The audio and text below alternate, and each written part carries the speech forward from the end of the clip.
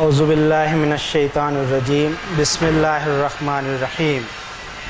ان ربکم اللہ الذی خلق السماوات والارض فی ستۃ ایام ثم استوى علی العرش یغشی اللیل النہار یطلبہ حثیثا والشمس والقمر والنجوم مسخرات بامرہ الا لہ الخلق والامر تبارک اللہ رب العالمین الحمد للہ نحمدہ ونستعینہ ونستغفرہ ونؤمن بہ ونتوکل علیہ ونعوذ باللہ من شرور انفسنا ومن سیئات اعمالنا من یہدہ اللہ فلا مضل لہ ومن یضللہ فلا ہادی لہ ونشہد ان لا الہ الا اللہ وحدہ لا شریک لہ ونشہد ان محمدا ابن عبد اللہ العربی الحاشمی الذی عبد اللہ ورسولہ ارسلہ کافۃ للناس بالحق بشیرا ونذیرا وداعیا الی اللہ باذنہ وسراجا منیرا۔ ہم اس دنیا میں جی رہے ہیں جہاں ساری مخلوق مل کر بھی ایک ذرے اور ایٹم کی بھی تخلیق نہیں کر سکتی، اس کو پیدا نہیں کر سکتی۔ وہیں ہر پل طرح طرح کی ان گنت چیزیں پیدا ہوتی چلی جا رہی ہیں۔ کیا یہ اپنی مرضی سے پیدا ہوتی چلی جا رہی ہیں یا انہیں کوئی پیدا کر رہا ہے؟ اگر انسان غور فکر کرے تو یہی نتیجہ نکلے کہ کل یوم ہوا فی شان، سنسار کے بنانے والے مالک کا کریشن پلان ہر آن اور ہر پل جاری ہی ہے۔ آج سائنسی ترقی سے ہمیں پتہ چلا کہ دنیا کی ہر چیز ایٹم سے بنی ہوئی ہے، ہر چیز اپنے آخری تجزیے میں ایٹموں کا ہی مجموعہ ہے۔ مگر انسان اس پر سوچے کہ کہیں یہی ایٹمز کی ایک مقدار جمع ہوتی ہے تو سورج جیسا روشن کرہ بن گیا، وہیں دوسری جگہ یہی ایٹمز جمع ہوتے ہیں تو وہ بہتے پانی کی صورت اختیار کر لیتے ہیں، تیسری جگہ یہی ایٹمز جمع ہوتے ہیں تو خوشگوار اور پلیزنٹ ہواؤں کی صورت اختیار کر لیتے ہیں، تو کسی اور جگہ یہی ایٹمز زرخیز اور فرٹیلائز زمین کی صورت میں ڈھل جاتے ہیں۔ مگر سب کی خاصیت، نوعیت اور پراپرٹیز الگ الگ ہوتی ہیں۔ کیا ہم سوچ سکتے ہیں کہ بس یوں ہی ہو رہا ہے یا اس کے پیچھے کوئی ماسٹر پلان کام کر رہا ہے؟ اور جب ہم اس پر سوچیں گے تو ہمیں جواب ملے گا کہ الذی آتا کل شیء خلقہ ثم ہدی، کوئی ایک پاورفل ہستی ہے جو ہر ایک تخلیق کو ایک روپ دے رہی ہے اور اسے اس کی ڈیوٹیز بھی بتا رہی ہے۔ سنسار میں جو بھی چیز اس مالک نے پیدا کی، اس کی ضرورت کا انتظام اس کی ضرورتوں سے زیادہ ہی اس مالک نے کر رکھا ہے، اس لیے کہ وما من دابۃ فی الارض الا علی اللہ رزقھا، مخلوق کے رزق کی ذمہ داری اس کے خالق کی ہے۔ ہر ایک کو اپنی زندگی کے لیے جو کچھ چاہیے وہ بہت بڑے پیمانے پر اس دنیا میں جمع کر دیا گیا اور روز جمع کیا جا رہا ہے۔ سواء للسائلین، ضرورت مندوں کی ضرورت پوری کرنے کا بھرپور انتظام اس مالک کی طرف سے کیا گیا ہے۔ لیکن ہم جیسے کچھ لوگوں نے اپنی آزادی کا غلط استعمال کر کے اس پر اپنا قبضہ جما کر رکھا ہے، اور اپنی کنجوس فطرت وکان الانسان قتورا کے تحت اسے مخلوق کے ساتھ شیئر نہیں کرتے بلکہ ان کو ایکسپلائٹ کرتے ہیں، جس کی وجہ سے انسانیت رزق کی کمی سے جوجھ رہی ہے۔ لہٰذا جو لوگ اس دنیا میں لوگوں کے حقوق کو ہڑپ کر رہے ہیں انہیں کل قیامت کے دن ان سب کا حساب اپنے مالک کو دینا پڑے گا۔ عام طور پر ہم انسان کچھ چیزوں کو روزانہ استعمال کرتے رہتے ہیں لیکن کبھی رک کر اس پر سوچتے نہیں۔ کیا کبھی ہم نے اپنے کھانے پر غور کیا؟ ہم دن میں کئی بار اپنے منہ میں غذا کو ڈال کر چباتے ہیں، وہ غذا ہمارے پیٹ میں چلی جاتی ہے، لیکن ہمارے ارادے کے بغیر ایک نیچرل سسٹم کے تحت وہ غذا ہمارے اندر تحلیل اور ایبزارب ہوتی جاتی ہے، اور گوشت، خون، ہڈی، ناخن، بال اور دوسری بہت سی چیزوں کی صورت اختیار کر کے ہمارے جسم کا جز اور حصہ بنتی جاتی ہے۔ کیا اس میں ہم انسانوں کو کسی کی پلاننگ کا احساس نہیں ہوتا؟ قدرت ہمیں بہت سی چیزیں دے رہی ہے اور اسی دینے میں ہمیں تھوڑا بہت اختیار اور لمیٹڈ آزادی بھی دی گئی ہے، مگر ہم آج دیکھتے ہیں کہ کہ ہمیں دی گئی محدود آزادی کے غلط استعمال سے دنیا کے خشکی، لینڈ اور سمندروں میں فساد مچا ہوا ہے۔ قدرت نے ہمیں ایک حسین دنیا دی تھی، مگر اپنے ہاتھوں کی کمائی کے کارن ہمیں دھواں، ایئر پولوشن، شور، نوائز پولوشن، گندگی، توڑ پھوڑ اور لڑائی جھگڑے جیسے مسائل نے گھیر رکھا ہے۔ ہم خود سوچیں کہ اس دنیا میں ہم تھوڑا بہت جو بھی اسمبل کرتے ہیں یا جو بھی فیکٹریز وغیرہ لگاتے ہیں، اس کی وجہ سے آج دنیا میں یہ سب ہو رہا ہے۔ کبھی ہم اس پر بھی سوچیں کہ اس سے کئی گنا زیادہ بڑے پیمانے پر کائنات میں یہی عمل رات دن ہو رہا ہے، مگر یہاں کسی قسم کا کوئی مسئلہ پیدا نہیں ہوتا۔ زمین مسلسل دو گردشیں کر رہی ہے، روٹیٹ اور ریوالو ہو رہی ہے، مگر وہ ذرا بھی شور نہیں کرتی۔ درخت ایک کارخانے کی طرح صورت میں کام کر رہے ہیں، مگر وہ دھواں نہیں بکھرتے بلکہ کاربن ڈائی آکسائڈ کو ایبزارب کر کے آکسیجن میں تبدیل کرتے ہیں۔ سمندروں میں بے شمار جانور روزانہ مرتے ہیں، مگر وہ پانی کو کبھی گندا نہیں کرتے۔ کائنات کا یہ سارا نظام اتنے سالوں سے چل رہا ہے اور اس میں کبھی کوئی تبدیلی اور چینجز کی ضرورت تک محسوس نہیں ہوتی۔ اسی طرح بے شمار ستارے اور سیارے اسپیس میں ہر وقت گردش کر رہے ہیں، مگر آج تک نہ ان کی رفتار میں کبھی فرق آیا، نہ وہ کبھی آگے پیچھے ہوئے، اور نہ ہی کبھی ان میں کوئی ٹکراؤ ہوا، اس لیے کہ ذالک تقدیر العزیز العلیم، یہ زبردست مائٹ اور علم والے مالک کا طے کیا ہوا نظام اور سسٹم ہے۔ فلن تجد لسنت اللہ تبدیلا ولن تجد لسنت اللہ تحویلا،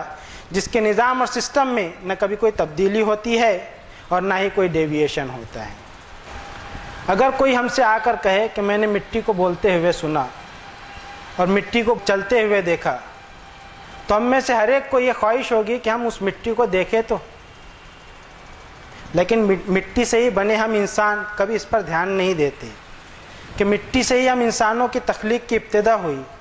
آج ہم بول سکتے ہیں، سن سکتے ہیں، دیکھ سکتے ہیں، سونگھ سکتے ہیں، چکھ سکتے ہیں، چل سکتے ہیں، پکڑ سکتے ہیں اور سوچ سکتے ہیں۔ کیا یہ ہمیں معجزہ اور عجوبہ نہیں لگتا؟ اگر ہم ان ساری چیزوں پر دھیان دیں تو ہمیں اپنے رب کی وحدانیت کا اعتراف ہو اور ہمارے دل سے یہ گواہی نکلے کہ لا الہ الا اللہ، اس ایک ون اینڈ اونلی گاڈ کے علاوہ دوسرا کوئی نہیں ہے۔ اب اپنی اس گواہی پر قائم رہنے کے لیے ہمیں کیا کرنا ہوگا، اس پر ہمیں سوچنا ہوگا۔ اس پر ہمیں گائیڈنس ملے گی قرآن کریم میں، جو مالک کائنات نے اپنے آخری رسول پروفیٹ محمد صلی اللہ علیہ وسلم پر نازل فرمایا، اور انہیں خطاب کر کے ان انسانوں کو حکم دیا جو اس دنیا کو اپنے رب کی مرضی کے مطابق گزارنا چاہتے ہیں۔ فرمایا ہمارے رب نے اپنی آخری کتاب میں، اعوذ باللہ من الشیطان الرجیم، بسم اللہ الرحمن الرحیم، یا ایہا المدثر قم فانذر وربک فکبر وثیابک فطہر والرجز فاہجر ولا تمنن تستکثر ولربک فاصبر فاذا نقر فی الناقور۔ اے وحی کی ذمہ داری کے احساس میں جینے والو، اپنے رب کے ریویلیشن پر مضبوطی اور فرمنس کے ساتھ خود بھی قائم رہو اور لوگوں کو بھی اس کے ذریعے وارننگ دیتے رہو، اور اپنے ایگو اور تکبر کو مٹا کر اپنے رب کی بڑائی، مہانتا اور گریٹنس بیان کرتے رہو، اور اپنے لباس کو، اپنے آس پاس کو، اپنے ماحول کو صاف ستھرا رکھو، اور ظاہری اور باطنی، انر اور آؤٹر، ہر طرح کی گندگی سے دور رہو،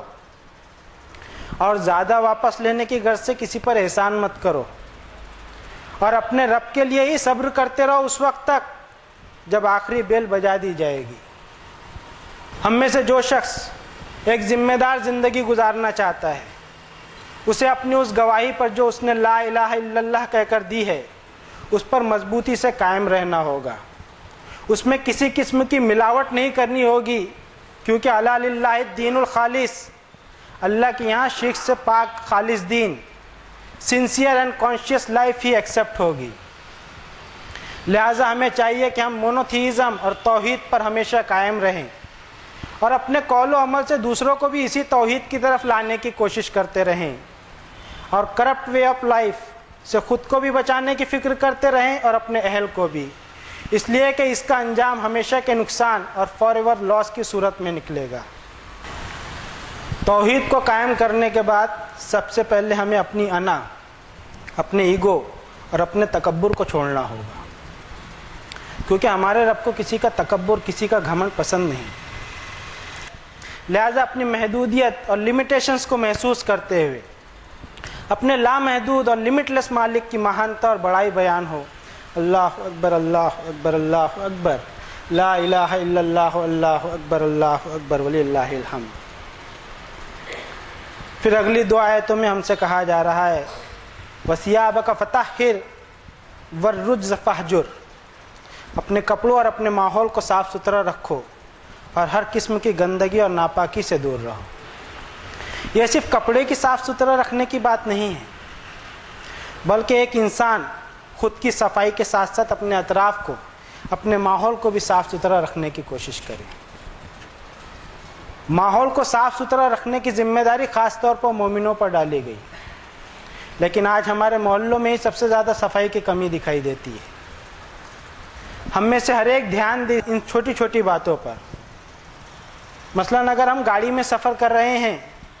تو اس کا خیال رکھیں کہ گاڑی میں کچھ کھا کر اس کا کچرا اور خالی ریپرز گاڑی کے باہر نہ پھینکیں۔ چلتی گاڑی میں کھڑکی سے ہاتھ نہ دھوئیں، نہ ہی تھوکیں۔ گاڑی کی پارکنگ صحیح کریں تاکہ بعد میں آنے والوں کو پریشانی نہ اٹھانی پڑے۔ پبلک یوٹیلیٹی کی ہر چیز استعمال کرتے وقت ہمیں یہ احساس رہے کہ اس میں ہمارا پرسنٹیج کتنا ہے۔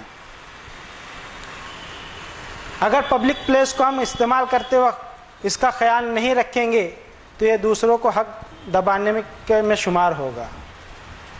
اسی طرح واش روم وغیرہ بھی ضرورت کو پوری کرنے کے لیے ہوتے ہیں، اس میں ہم گندگی نہ کریں۔ وضو بناتے وقت بھی اس کا دھیان رکھیں کہ ہماری وضو بناتے وقت پانی کے چھینٹے دوسروں پر نہ جائیں۔ اپنی صفائی میں دوسروں کو تکلیف دینے سے بھی ہم بچیں،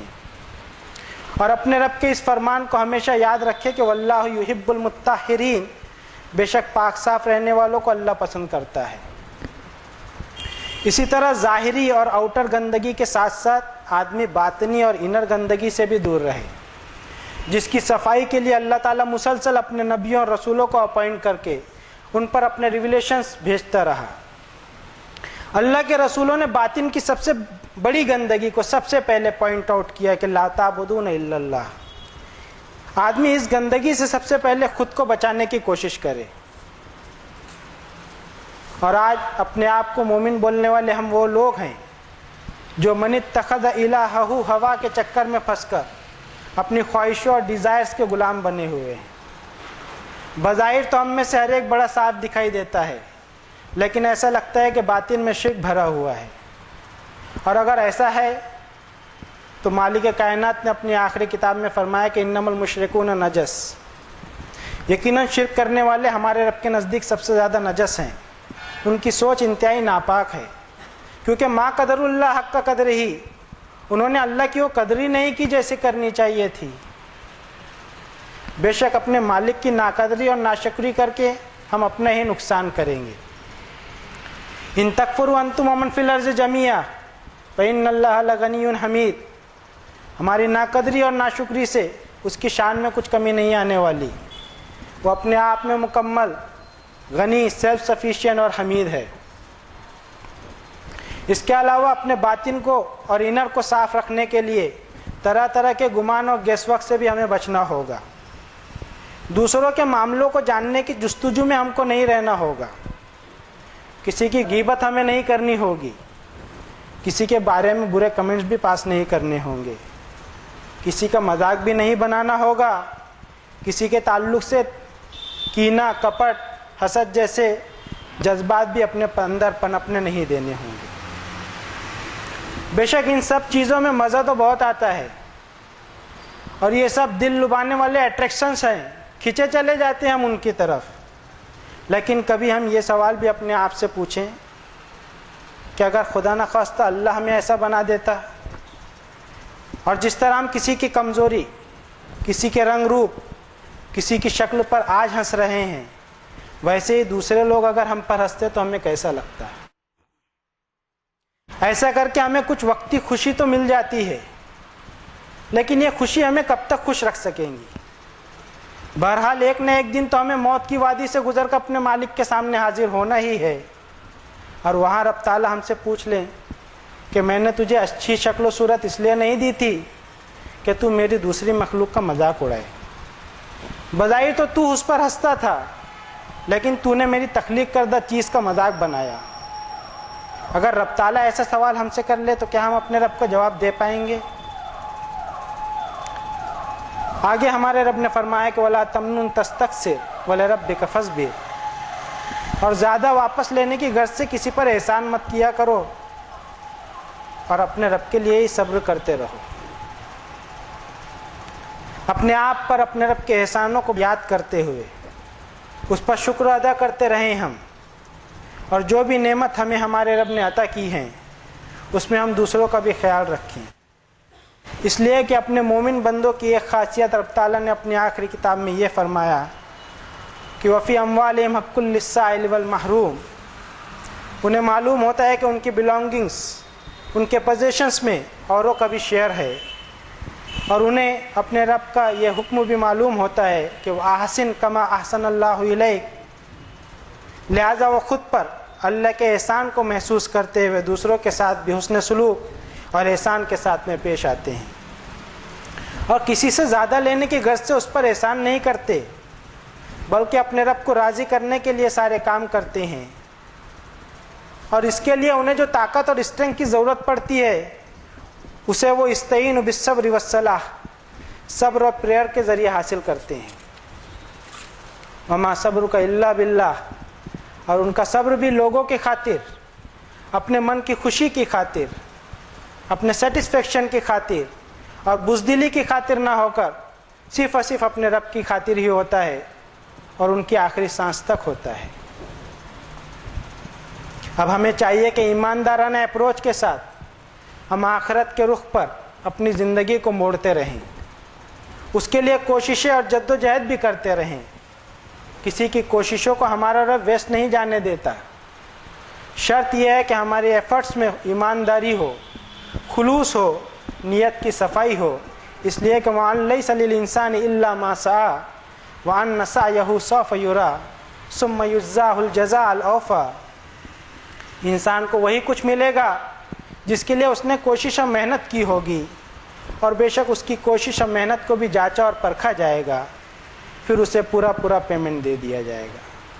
بارک اللہ لنا ولکم فی القرآن العظیم ونفعنا وإیاکم بالآیات والذکر الحکیم، انہ تعالی جواد کریم ملک بر رؤوف الرحیم۔ اقول قولی ھذا واستغفر اللہ لی ولکم ولسائر المؤمنین فاستغفروہ انہ ھو الغفور الرحیم۔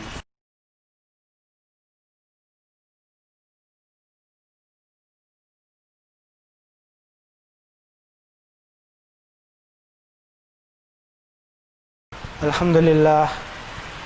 للہ وحدہ والصلاة والسلام علی من لا نبی بعدہ، اما بعد فاعوذ باللہ من الشیطان الرجیم، بسم اللہ الرحمن الرحیم۔ ان اللہ وملائکتہ یصلون علی النبی یا ایھا الذین آمنوا صلوا علیہ وسلموا تسلیما۔ اللہم صل علی محمد النبی الامی الذی جاء بالھدی والفرقان، وصل علی جمیع الانبیاء والمرسلین وعلی الملائکۃ المقربین وعلی اصحاب رسول اللہ صلی اللہ علیہ وسلم وعلی ازواج رسول اللہ صلی اللہ علیہ وسلم وعلی جمیع المؤمنین والمؤمنات والمسلمین والمسلمات الاحیاء منہم والاموات، اللہم انک انت سمیع مستجیب الدعوات۔ ربنا اننا آمنا فاغفر لنا ذنوبنا وکفر عنا سیئاتنا وتوفنا مع الابرار، فاطر السماوات والارض انت ولی فی الدنیا والآخرہ، توفنی مسلما والحقنی بالصالحین۔ اللہم حبب الینا الایمان وزینہ فی قلوبنا وکرہ الینا الکفر والفسوق والعصیان واجعلنا من الراشدین۔ ربنا علیک توکلنا والیک انبنا والیک المصیر، رب اغفر وارحم وانت خیر الراحمین۔ رب ارحمہما کما ربیانی صغیرا، رب اوزعنی ان اشکر نعمتک التی انعمت علی وعلی والدی وان اعمل صالحا ترضاہ وادخلنی برحمتک فی عبادک الصالحین۔ اللہم واحفظنا من کل بلاء الدنیا وعذاب الآخرہ، اللہم حاسبنا حسابا یسیرا رب یسر ولا تعسر وتمم بالخیر ربنا تقبل منا انک انت السمیع العلیم وتب علینا انک انت التواب الرحیم برحمتک یا ارحم الراحمین۔ عباد اللہ اتقوا اللہ رحمنی ورحمکم اللہ ان اللہ یأمر بالعدل والاحسان وایتاء ذی القربى وینہی عن الفحشاء والمنکر والبغی یعظکم لعلکم تذکرون اذکروا اللہ العلی العظیم یذکرکم ولذکر اللہ اکبر واللہ یعلم ما تصنعون۔